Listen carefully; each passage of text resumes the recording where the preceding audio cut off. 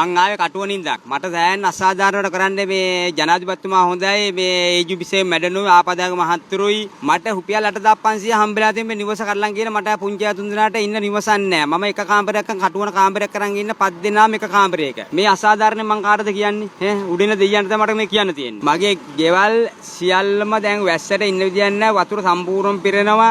ගේ ඇතුලේ කාමර පහෙම පිරෙනවා. ගෙවල් ඔක්කොම කුඩු වෙලා කිසිම ඇඳුමක් ගන්න ළමයෙකුට මාස ගානක ඉක්කොලි කියන ඇඳුමක් නැතුව ඒජුපිස් එකෙන් තමයි මමට පොත් පැන්සල් පොත් 5යි පැන්සල් 5යි දුන්නේ. මම එදා සිට දැන් දුක් විඳා මේ මට කතා කරලා කියන රුපියල් 8500 පාස් වෙලා තියෙන අරන් යන්නේ කොහොම මං මට කොහොමද අරන් යන්න බෑ. ඒ පාර 20000ක් දෙන්නලු. මං කෝ 20000ක් එපා කියලා. මට හම්බුණා රුපියල් 25000ක් හම්බුණා ජනාධිපතිතුමා 50000 හම්බුණා. ඊට පස්සේ මේ ගේ හදාගෙන ඉතින් රුපියල් 8500 8500 මම මොකද කරන්න තියෙන්නේ කියන්න පුළුවන් කියන්නකෝ මේකේ. කලිසමක් ගත්තා උඩ කලිසමක් ගත්තා යට කලිසම ගන්න සල්ලි නෑ. රුපියල් 8500 කින්